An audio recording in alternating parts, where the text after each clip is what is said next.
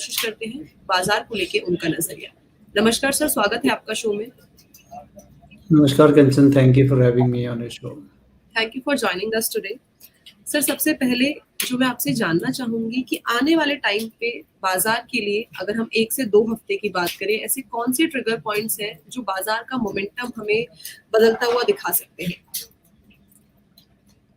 तो देखिए, फंडामेंटली अगर आप देख लें तो जियोपॉलिटिकल न्यूज़ हो सकती हैं या फिर हमारे बजट के ऊपर जो है न्यूज़ हो सकती है, क्योंकि बजट शायद 1 से 2 हफ्ते में तो नहीं आए। बजट आपको जो है जुलाई के शायद एंड तक आने की बात कर रहे हैं, तो वहाँ से कुछ ट्रिगर्स मिल सकते हैं। तो विदिन अ वीक और सो तो आपको कोई जियोपॉलिटिकल न्यूज़ या फिर कोई बाहर से कोई न्यूज़ हो सकती है आए, तो इन्फ्लेशन के क्षेत्र पर देखना चाहिए कि किस तरह से इन्फ्लेशन चल रहे हैं दुनिया में, और उस पे सेंट्रल बैंकर्स अपनी जो है क्या राय रखते हैं। क्योंकि अगर आप देखें, एक तो weather conditions throughout the जो है ग्लोबली अगर आप देखें तो वो काफ़ी ख़राब हैं, और हीट वेव्स काफ़ी चल रही हैं सब जगह। तो ये एक अलार्मिंग सिचुएशंस हैं, और अगर हीट वेव चलती हैं ज़्यादा तो आप देखें कि वहाँ से फूड इन्फ्लेशन जो है वो सबसे ज़्यादा कंटेजियस होता है। फूड इन्फ्लेशन बढ़ने की काफ़ी शंकाएँ होती हैं, क्योंकि क्रॉप जो भी हैं या वेजिटेबल्स कह लें या फिर स्टेपल फूड्स के जितने भी क्रॉप हैं वहाँ पर कह लें कि क्रॉप यील्ड कम होती है, और चूँकि डिमांड वैसी रहती है, तो यील्ड कम होने की वजह से बाज़ारों में उनकी आवक या फिर जो कह लें कि आती हैं सामान वो कम हो जाएँगे, और उसमें इन्फ्लेशन बढ़ता है।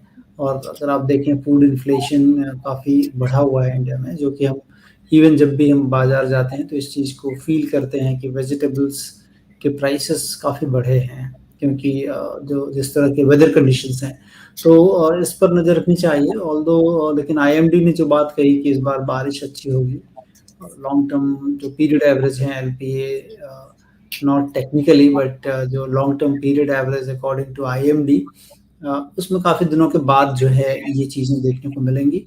तो इस बार मानसून अच्छी होने की वजह से जो कह लें कि फसल होगी वो अच्छी आएगी। ठंड के टाइम पे जो भी फसल आएगी हमारे यहाँ वो अच्छी आने की उम्मीद होगी। उससे थोड़ा-सा इन्फ्लेशन जो है वो लेटली थोड़ा कूल ऑफ होने की बात हो सकती है। लेकिन इन द मीनवाइल बजट भी काफ़ी इम्पोर्टेंट होगा। इस सरकार की दशा और किस तरह से, क्योंकि अभी तक देखें अगर कंचन, तो बॉडी लैंग्वेज में कोई भी चीज़ें दिख नहीं रही हैं कि जो नई सरकार का प्रारूप है उसमें प्रायः चीज़ें देखेंगे तो शायद repetitions of the previous policy होनी चाहिए, ऐसा लगता है।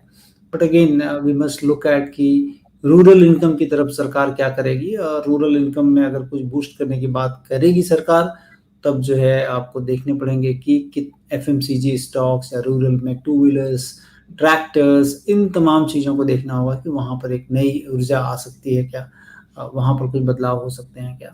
तो वो देखना होगा। प्लस जो गाँव में जल जीवन मिशन कार्यक्रम किस तरह से रहता है, गाँव के लोगों को घर देने की जो बात सरकार की है, वो उस पर किस तरह से अमल करती है या उसमें कितने पैसे एलोकेट करती है।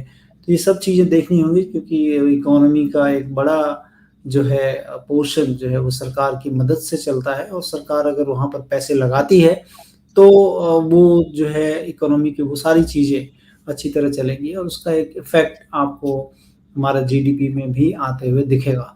तो वो चीज़ें देखनी होंगी कि वो न्यूज़ उस फ्रंट से क्या-क्या आ सकती हैं। जी, ठीक है। तो कौन-कौन से सेक्टर्स हैं, कौन-कौन से ट्रिगर पॉइंट्स हैं जहाँ पे हमें नज़र रखनी चाहिए? साथ ही साथ सर, जैसे आप भी